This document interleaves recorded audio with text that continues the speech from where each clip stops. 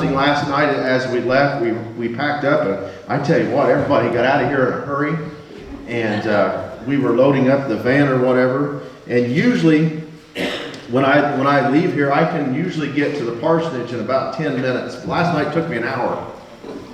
I left here at 8 and I got home, it was 9 o'clock.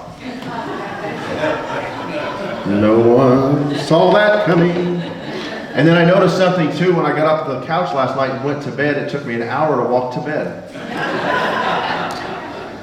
All right, I'll quit.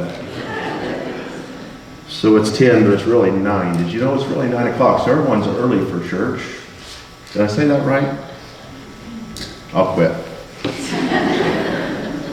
So we have some new decorations. That's nice. Everybody like decorations? They're not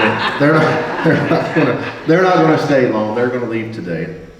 I don't think I can leave them here. But does anyone in here? And I know, guys, this radiates with us, but this isn't exactly where I'm going. Does anyone need to be told a couple of times before it sinks in? You know, and I got to thinking about this morning on the way here. Down here is about the only place that there's rumble strips before a stop sign.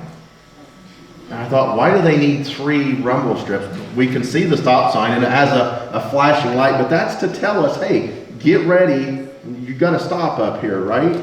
And my great grandma, I remember when I would come and visit here, she would swerve to miss those things. I don't think that's legal, but she would always do that. I mean, she would just yank that thing over to get around. She didn't want to go across them rumble strips. Did you ever remember that, Brenda? Rotha doing that? Yeah. Scare you to death the first time she did it. There's nothing in the road while you're swerving. Didn't want to go. But you know what? We need to be told a few times, and then finally we get it, right? We're over and over. Or maybe you just need to hear something more than once before you make yourself believe what you truly heard. And sometimes I'll do this, and it happens to me during turkey season. I get to wanting to hear a turkey gobble so hard and so bad that I'll imagine myself hearing one, and I'll be like, so that's why I usually hunt with a friend. Did you hear that? And they're like, hear what? I'm like, that turkey that gobbled over there. We didn't hear nothing. I said, okay. So I just wanted to hear it, so I made myself believe that I heard it. But sometimes I really do hear them, right? And then sometimes they're there, right, before you even hear them. And you know, I'm not talking about being asked to do something, because I get asked all the time, can you take the trash out, or can you do this? And eventually I get to that, and sometimes it takes a couple times before it registers. But that's a different message for this morning. So in John 14:29 it says this. It says, I have told you now before it happens, so then when it does happen, you will believe. Now, John was one of the people in the passage that we're going to read about this morning, but this makes you wonder why he may have written this. So I'm going to try to explain that to you, of why he wrote this. And now, I don't believe in fortune tellers or those 1-800 psychics that you can call, or card readers, the tarot card readers, or psychics or anything like that. But John is telling his listeners here, he's saying, now you need to listen up to what I am telling you. He says, I'm telling this to you so then when it happens, you'll believe. Now, he says, pretty much, he's saying, I was there. I saw this. I heard it with my own ears. I know I may sound crazy, but Peter and James were also there with me, and they witnessed the same events. Now, Peter writes about it. James didn't write about it. If you've read the book of James, he really doesn't talk about a whole lot of things that he saw or witnessed or anything like that. So we're going to stay in the book of Mark, where we've been for the past couple of weeks, and we're in Mark 9 now. So if you want to turn with me there to Mark chapter 9, we're going to start in verse 2. Now, 2 weeks ago, we talked about the passage that is right before this, and this passage says that this is 6 days later. So in Mark 9, chapter 2, it says, after 6 days, Jesus took Peter, James, and John with him and led them up to a high mountain where they were all alone. There he was transfigured before them. His clothes become dazzling white, whiter than anyone in the world could bleach them. And there appeared before them Elijah and Moses, who were talking with Jesus. And Peter says to Jesus, Rabbi, it is good for us to be here. Let us build 3 shelters, one for you, one for Moses, and one for Elijah. And verse 6 is in a parentheses here. He says he did not know what to say because they were so frightened. And if you know anything a little bit about Peter, why Peter was never short of words, right? Peter reminds me of myself. I always have something to say, whether it's along with the subject or not. I will always have something to say. Very, very, very seldom do I get caught off word where I can't say something. And sometimes I don't even need to say it, but I just did. Right? Like probably just what I just did. But that's Peter. And I relate to Peter. And verse 7 says, and then a cloud appeared and covered them, and a voice came from the cloud. This is my son whom I love. Listen to him.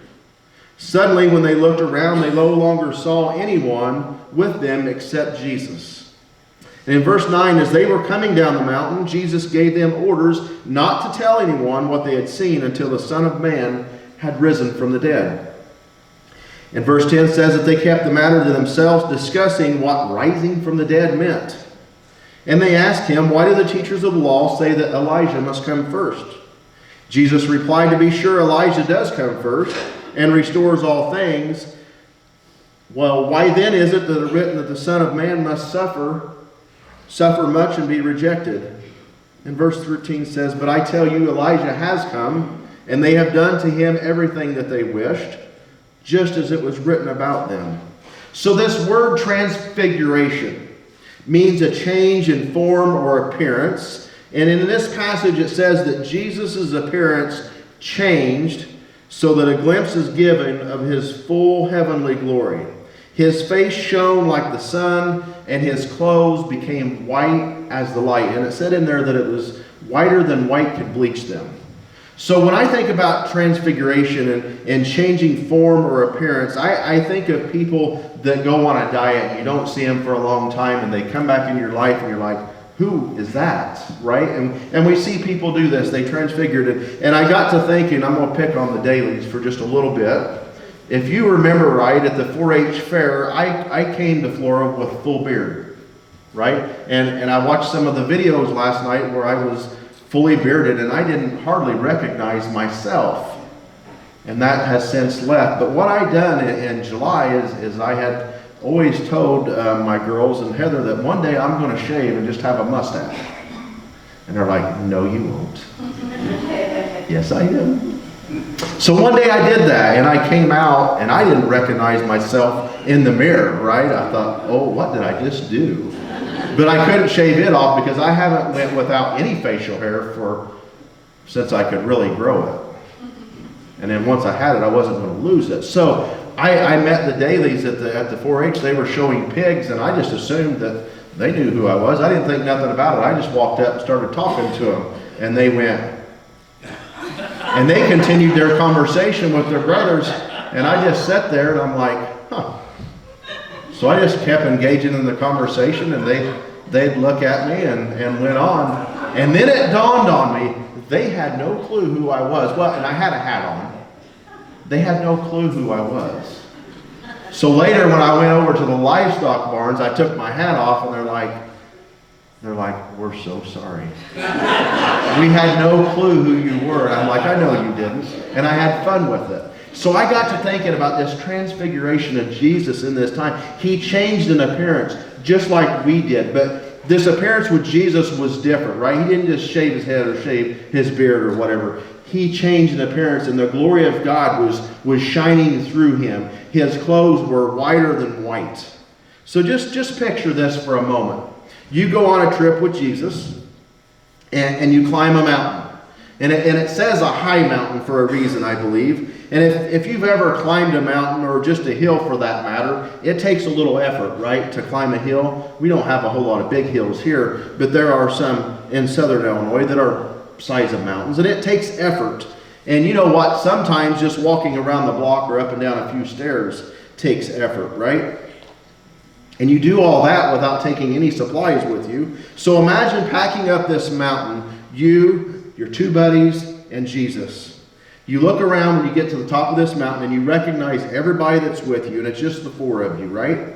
You don't see anyone else all around, and as that happens when you exert yourself, sometimes your eyes get heavy, don't they? And you drift off, and I don't like to say you drift off to sleep, but sometimes your eyes just need to be rested. Does everybody know what I'm talking about there? Where you're resting your eyes, but your ears are still working, and you're kind of a little bit conscious, but not really. But you hear bits and pieces of a conversation, kind of like the other night when I fell asleep on the poor kids from Olivet. I was in my chair and resting my eyes, but I could still hear there was a conversation going on somewhere. And I was like, why is she on the phone? It's time to go to bed. And I opened my eyes and I'm like, oh, we have company. And then I went right back into sleep.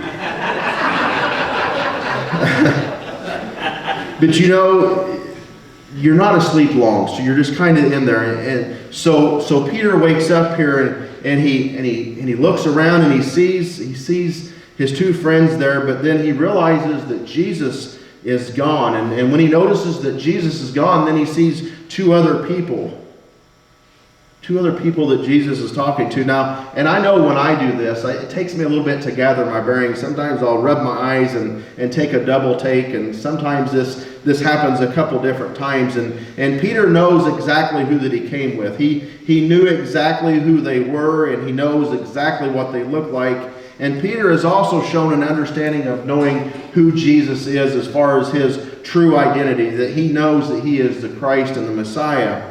But what happened to them on this mountain was special, and there's a reason for this. And this experience of what happened to them with Jesus being transfigured right before their very eyes, or why their eyes were closed, was to deepen this understanding. It's so special that only Jesus' three closest followers, Peter, James, and John, were chosen to witness that. Now, what happened to the rest of them? I have no clue why they were not invited, but they were not invited on this journey. And Jesus has came from heaven, and he's going to return there when he has completed this task on earth that he hasn't quite, in this passage, completed yet. And in this story, if you go back, there is all kinds of Old Testament references here. It takes place 6 days after Peter's declaration of faith that Jesus is the Son of God, and God revealed that to him. And then this may also be, with this 6 days after, maybe a link back to Moses, who spent 6 days in preparation before he was called to approach God on the cloud at Mount Sinai. And this incident also takes place upon this mountain, and a cloud symbolizes the presence of God. Remember what we talked about? There's just so many things that tie all this back together, and I don't think we fully comprehend the mystery and the magic of all this. But Moses and Elijah are appearing, and they're next to Jesus, and they're conversing, they're talking. What they're talking about, we don't know. But this symbolizes that Jesus is their successor, and that he has fulfilled these prophecies. And now he is bringing the new covenant from God for all people. And when God's voice is heard from that cloud, he is reassuring the disciples that even though Jesus must suffer, they must listen to him and they must obey him. And then Jesus again commands them, do not tell anyone what happened. Don't tell others of your experience, for this time will be later, after his death and after his resurrection. So this takes place, this story right here. Jesus, as we know, as I shared, has told them once that he's going to be killed, that he's going to be handed over, and that he's going to die, and then he has to rise from the dead after 3 days. This takes place right after God revealed to Peter who Jesus truly was. This happens right after then Peter rebukes Jesus for saying that he's going to die. He says, you can't die. This event happens after Jesus set Peter straight by telling them that he doesn't have the concerns of God in mind, but only the things of man. And do you notice this, that after Jesus corrected Peter, after he called him Satan himself, he still took him along on the journey. Isn't that remarkable? Do we invite people after we correct them? That's just what really stuck out to me, that after this correction, there wasn't any hurt feelings. They wasn't mad at each other. In either case, Peter still followed. Jesus still invited him along. But Peter, when Jesus was transfigured, again, Peter just speaks. Without thinking, he says, well, it's good for us to be here, isn't it? If it wasn't, would he invited you along? Right, knucklehead? Right? It's good for us to be here, isn't it? Isn't it good that we're here? Now, if you are in the presence of the Lord or in the presence of God, you would be in awe, right? And it says right in there, he didn't know what to say because he was frightened. And have you ever been there? You're so scared that you just don't know what to say. So sometimes you just scream. And I think of a time I was tricked to go on a roller coaster. I don't like roller coasters. I like water rides because it's got a soft landing. But a roller coaster, you fall into that thing, you're going to land on concrete, right? There's no pads underneath anything on a roller coaster. But a water ride, you're at least going to fall into water. So we went on this water ride, and I don't remember what it was called, Journey to Atlantis. And I have ridden this before at a different theme park. So I went and stood in line, got in this little boat with my family, and man, it was a nice little water ride. And I noticed from a distance there was a big drop, and we hadn't been on that big drop yet. So I was kind of anticipating this big drop and the big splash. And as we're on this ride, we go through, and you go up the hill, and you think, oh, here it's coming. But then you're going so slow, and then there's a sign to the left that says, brace yourself. I told Heather, I said, the ride's over. Why do we need to brace ourselves? And about that time, the water ride turned into a roller coaster. You can imagine what I did. I screamed like a little girl. And we're on a roller coaster, no padding, no water. We're out of the boat, we're on wheels. But then you get out of the roller coaster, then is the plunge. So I can imagine the shock and the awe when you're frightened because you just don't know what to say. And usually it's the first thing that comes out of your mouth. And sometimes when you're scared, that's not a good thing. Been there, right? You say, oh my.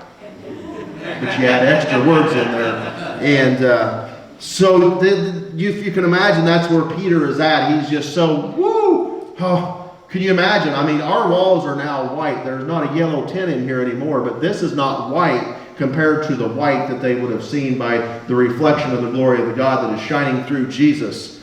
And he says, let's put up 3 shelters. Now, if you were with a guy on a trip and it was just you 3 because Jesus is there and he says, let's build 3 shelters, are you ready to build 3 pole barns on top of a mountain with just 3 of you? You think them other guys, what are you talking about, Peter? Why do we need to build 3 shelters? So he says, let's build 3 shelters. And I got to think, what? Why? Are you kidding me? 3?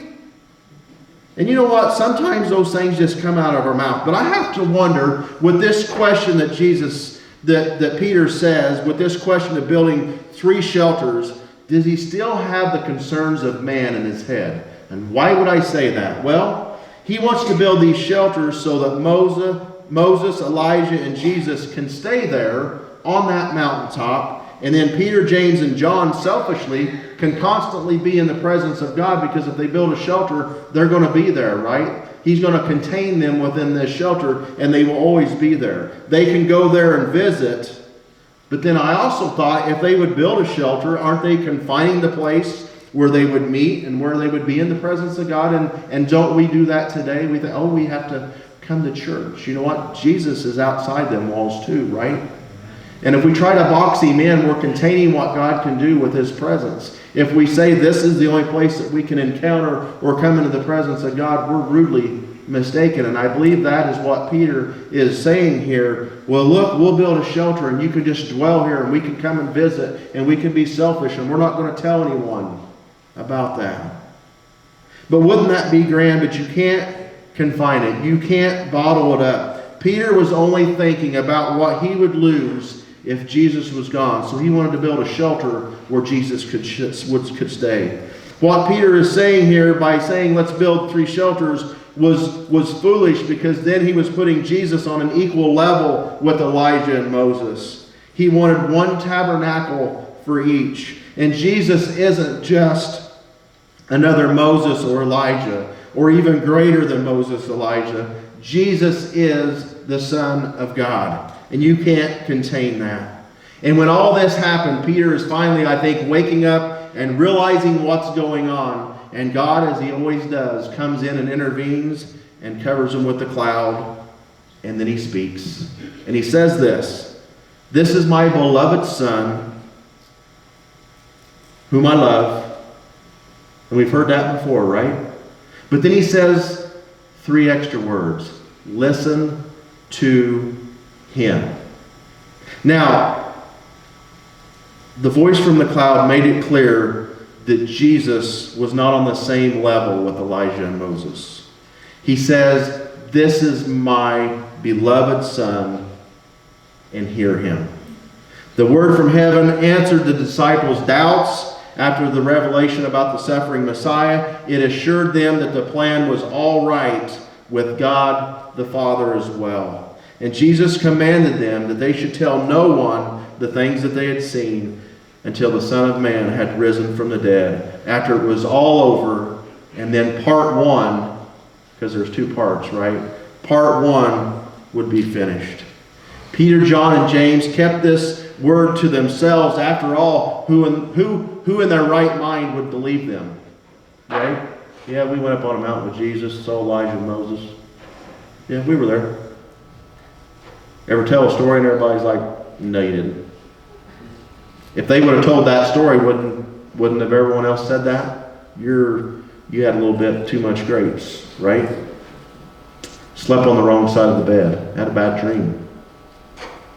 This event left a lasting impression on these men. And Peter later writes about this in 2 Peter. He says, how the voice from saying, "This is my beloved Son, now hear him," was still ringing in his ears, confirming who Jesus was. He writes this. 2 Peter chapter 1, verse 16 through 18 says, "For we did not follow cleverly devised stories when we told you about the coming of our Lord Christ in power, but we were eyewitnesses to his majesty. He received honor and glory from God the Father when the voice came to him from the majestic glory, saying, 'This is my Son whom I love. With him I am well pleased.' We ourselves heard this voice that came from heaven when we were with him on that sacred ground, on that sacred mountain." They were eyewitnesses. They saw this transfiguration firsthand. They went on the mountain with Jesus, but when they saw him, he was changed. He was in white clothes, whiter than a bleached out shirt. The presence of God glowed on Jesus, and his face shone. And I believe at that moment, Peter was fully awake and realized who he was saying. Then God says, "Okay, that's enough. This might get you back on the right track or where you needed to be headed, Peter." And then he covers them with that cloud, blocking their view. And they heard the voice, the same voice that they would have heard when Jesus was baptized. The voice says, "This is my Son I love." But one more time, he gives them direct instructions and says, "Listen to him." Now I am totally assuming in my mind here that this voice wasn't a whisper. He didn't say, "This is my Son. I love him. Listen to me." I don't think he whispered, do you? I think he shouted. I think he roared. And I think it shook their inner core. "This is my Son, whom I love. Listen to him." If you have any doubts, I'm giving it to you again. Listen to him. Then if we jump down to verse 9, it says, Jesus tells them, "Don't tell anyone what happened until I have risen from the dead." Verse 10 says they still don't understand why Jesus said for the second time that he is going to rise from the dead. They discussed it, probably scratched their heads, maybe shook their heads, like, what in the world is he talking about? I'm sure that they're still dazed and confused. They can't possibly ration what has happened here. They can't tell anyone about it. They have to keep that a secret. Now, when I know something big happens, like when I catch a big fish, or I see a big deer, or I see a turkey somewhere where I can hunt, I've never seen one there before, I get excited, real excited. And you know what? I have a hard time keeping a secret. And I have to tell them about what I saw. Now, I don't tell them where I was at, but I have to tell them what I saw. And like the other day, I went to Effingham. It was a Friday, beautiful day. And I had some fur that I needed to sell to make room in a freezer. The fur buyer was going to be in Effingham at the travel center. No. Hey, no big deal. We'll make that trip. We're ahead of schedule. And as I get right there to make a left-hand turn in the travel center, 3 police officers come flying by, turning left. I think, maybe they got some fur to buy and they're in a hurry. No, really what I thought would happen was that there was a demonstration going on because the fur buyer was there. That's what I had in my head, but I was way off. So I pull in at the time, there's 4 police cars there because 1 was already there, and they're all around this semi, and everybody's like getting away from this semi, and I'm like 50 foot away in a line with a bunch of other people like me that are all looking and wondering what in the world's going on. And before I leave, there's 30 cops in that parking lot, and some of them are state cops, and some of them have unmarked cars, and some of them have AR-15s out. Good day to sell fur. And I wasn't dreaming, so I still didn't know what happened, and they had us barricaded in, and I thought, man, I am not in a good place. And I had to go across the sidewalk to get out of the parking lot because they wasn't letting anyone in or out of that parking lot that needed to be confined. So I was dazed and confused, and I imagine just like Peter, I was a little bit scared, honestly. I was a little bit unraveled on what in the world would be going on. Why are all these police officers and SWAT teams, and why are all these canines there, and why in the world is every police officer getting out of his vehicle with his sidearm out of the holster? It was scary. It was unraveling. And I couldn't keep that a secret. So imagine being on this mountain with Jesus and your other 2 friends, and Jesus tells you, don't tell anyone what happened. And my excitement was nothing like the excitement of seeing someone changing in appearance right before your very eyes and then hearing the voice of God, but I couldn't keep my secret a secret. How were they going to keep that a secret? Can you imagine? And you got to walk down the mountain with Jesus, and all the other disciples know that you were with him, and I'm sure, hey, what'd he do? What'd you see? What happened up there? What'd you eat? See anything else? Nope. Had to keep secret. Jesus said, don't tell anyone. In Mark 9 and verse 30, it says that they left that place and passed through Galilee. Jesus did not want anyone to know where they were. Verse 31 says, because he was teaching his disciples, he said to them, the Son of Man is going to be delivered into the hands of men. They will kill him, and after 3 days he will rise. So this is the second time he's told the whole group, but this is the third time he's told Peter, James, and John. Verse 32 says, but they did not understand what he meant and were afraid to ask him about it. Now, can you imagine Peter, James, and John knowing the secret because they heard it from God himself, but they couldn't tell him? Could you imagine trying to contain that? Hey, we have some more evidence, we have some more information, but I can't tell you. Can you imagine what's going on in their minds? Jesus did not want anyone to know it, where they were at, because Jesus did not want the Galilean multitude to cling to him and hinder his important trip to Jerusalem.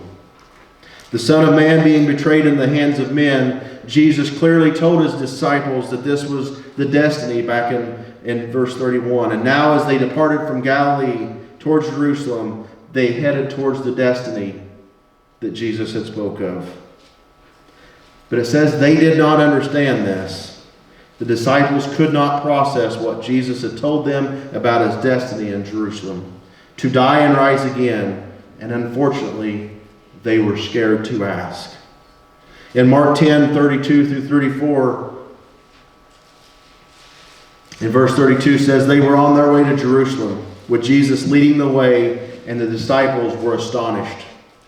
While those who followed were afraid, again he took the 12 aside and told them again what was going to happen to him. In verse 33 he says, we are going to Jerusalem, and the Son of Man will be delivered over to the chief priests and the teachers of the law. You notice he's given a little more information now. He says they will condemn him to death and will hand him over to the Gentiles. The Gentiles will mock him and spit on him, flog him and kill him. And 3 days later, he will rise. If you can imagine, they were amazed, yet they were afraid. As they draw near to Jerusalem, the disciples sensed the danger of their mission. Jesus was a wanted man, and yet Jesus was leading the way and going before them. The disciples were amazed at the courage of Jesus, and they were afraid of the fate waiting all of them in Jerusalem.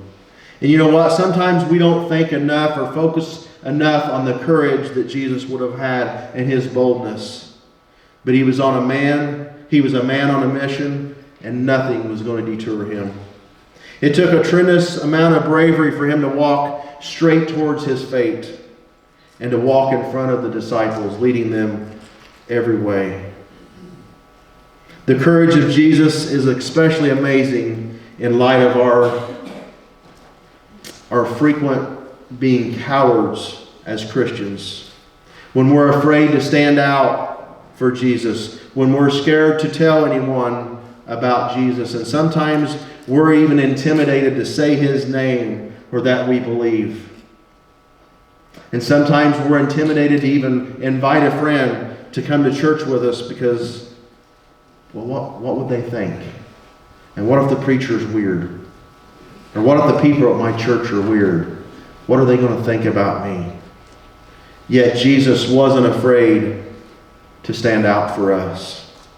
As they followed, they were afraid, but at the same time, the disciples are to be commended for continuing to follow Jesus. It's true they were afraid, but it's also true they followed. It says they will condemn him to death and deliver him to the Gentiles. Jesus has already told his disciples that he would be crucified and rise again on the third day. This is the first time in the Gospel of Mark where Jesus revealed that they would deliver him to the Gentiles. This was an additional insult and betrayal. Delivery to the Gentiles reveals that Jesus will be held in contempt by his own countrymen. For the Gentiles were the last people whom the Messiah for the people of God should be handed over to. They will hand him over, they will mock him, they will scourge him, which means they're going to beat, they're going to whip, they're going to punish him, they're going to spit on him, they're going to mock him, then they're going to kill him. Jesus mentioned the shame of his suffering. He suffered the most terrible emotional humiliation in his death. And it was done out of love for us. He told them what would happen, how it would happen, who was going to do it, and he carried it out right before their very eyes, just as he said he would. In closing, I want to close with this, and we're going to listen to a video. God told them to listen to him. You notice he didn't say, understand me first, then follow. He didn't say, do some research and figure me out, then follow me. He didn't say that you need all these signs and then you'll come follow me. God just said, this is my son. Listen to him. Simply, he said, this is my son. Listen to him. I want to ask this morning, as we listen to this video, are you listening? Are your ears open? Are your hearts opened? Are your eyes opened? He didn't say figure it out. He didn't say understand it. He didn't say read 10 self-help books and then come follow me. He says, listen to me as we close.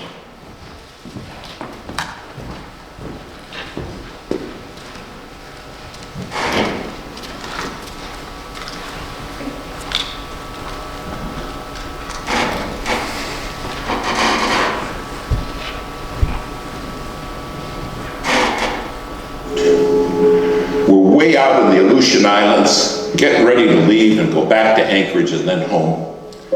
And I had a ticket in my pocket to get on an airplane. The pastor came up And he said, listen, I can save you money. I said, how's that? He said, I flew a small airplane up here. And I fly a small airplane, and I can take you in my little airplane and you can save your ticket. And this did not sound, I said, gee, thank you so very, very much. But I've got this ticket, we'll just make our way on home, me and this other lawyer with me. He said, no, you gotta do it, you gotta do it. And against every better judgment I had, I said, okay. Well, we went out to the airport, took us by his little plane, and I looked at it, and I thought, well, one good thing, it's shiny. Then he walked around it. We got in. He's on the left front, I'm on the right front. The other lawyer's sitting right behind me. And he started it up, and it started up just fine. Well, we taxied out. I said, should we pray? He said, yeah, that's a good idea. We normally don't. I said, well, this time we're gonna. And I'm telling you, I prayed 5-8 minutes. I prayed a long time. We went and got on the runway. He starts down the runway. The plane lifted off ever so gently, and we start climbing. And it's wonderful. Not a problem in the world. We started climbing, and we flew probably 3-4 minutes. And something happened that will never leave my mind. The pilot turned to me and he said, we're going in the clouds and I can't fly in clouds. They make me pass out. I said, clouds make you do what? Now it's been cloudy all day. And we go right up into the clouds and you can't see anything. And he looks at me and his eyes roll back in his head. And he starts mumbling and he passes out. Passed out cold. Now I grabbed him and I shook him and I said, come on, you gotta wake up so I can kill you. Now we're in the clouds, flying along with no pilot. And my friend in the back seat said, we're dead, aren't we? I said, there's a very good chance of that, yes. He said, what are we gonna do? I said, I don't know. But there was a radio right there and I handed him the microphone and I said, start asking for help. So he's in the back seat reaching up and he said, hello, hello. We didn't know any proper radio etiquette. All we were saying was hello. And somebody answered back, hello, hello. Don't you guys know proper radio etiquette? And I said, yeah. I said, we don't know nothing. Tell them we're in an airplane with a passed out pilot and we don't know how to fly this plane. The guy said, I'm a freighter flying out of Anchorage on the way to Tokyo. And he said, you're telling me you have nobody who can fly that plane with you? I said, tell him that's correct. Now you gotta understand, I am sweating bullets. He said, the first thing I'm gonna do is start circling so I don't lose you, because I'll fly out of range of your radio and you won't have me anymore. And he said, I'm gonna get Anchorage Emergency for you. And Anchorage Emergency will be the people that can maybe help you. Try to save your life. After about 5 minutes, Anchorage came on, said, we understand you have a passed out pilot. And those of you do not know how to fly that plane. We said, that's right. They said, well, the first thing we gotta do is find you. And I'll never forget what this man at Anchorage said. He said, my job is to get you home safe. He said, that's my job. But he said, here's the deal. If you want me to get you home safe, you gotta promise me you'll obey my voice. He said, you can't see me, but I can see you. And he said, if you're not gonna obey my voice, you're gonna die. When you can't see anything, you have no idea how disorientated you become. Finally, he said, okay, I found you, now hear me clear. He said, you're 4 minutes from a mountain. He said, you're gonna crash in that mountain and die. Follow my voice. I never said, I have to follow your voice. Is that reasonable? You see, I understood without his voice, I had nothing. And do you understand? Without God's voice, you have nothing. Nothing. Finally, he got us turned. And he said, I'm freezing all the traffic in the area. He said, it's gonna take me an hour and a half to get you to Anchorage, and there's a lot of weather between you and Anchorage. You're in for a rough ride. And he said, I want you to hear me. I don't want you to look at what's going on outside. I don't want you to pay attention to the storm, just my voice. He said, if you start watching the storm, you will die. But I'll take you through it. Now, because they cleared all the traffic, several pilots, those nighttime freighters, those 747s started talking to us. They said, we're praying for you, men. You're gonna make it. But listen to the voice. That's the key. They said, trust the voice. You realize your head is full of voices, and everybody in this world wants to talk to you. And everybody wants to be the controlling voice. And God says, I want you to be a living sacrifice. I want you to put yourself on the altar and let my voice be your voice. Finally, we went through the worst of the weather, but there was still more. And then the voice came back and it said, now, I'm going to line you up. He said, I'm going to bring you in right down the runway. And at the foot of the runway are some lights, and they're in the form of a cross. He said, don't you forget this. The cross is the way home. Finally, he's bringing us down. We still can't see anything. And all he kept saying is, stay with me. My sheep, the Bible says, hear my voice and they follow me. Finally, just a couple 100 feet off the ground, we saw the cross. I landed the plane. In fact, I landed it 7 times. Finally, it all came to a stop, and the minute we stopped, the pilot woke up. The voice said, thanks for listening. I watch them crash and burn all the time because they won't follow my voice. They don't understand I'm the one who can see them even when they can't see me. But they get the voices in their head and they kill themselves. They self-destruct. Thanks for listening to the voice. Then they put us in a motel room at about 4 in the morning. They knock at my door.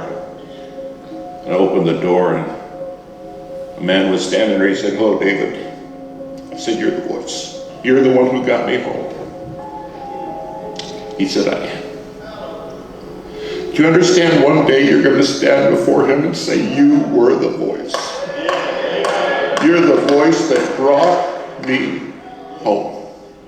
If you're not on that altar as a living sacrifice,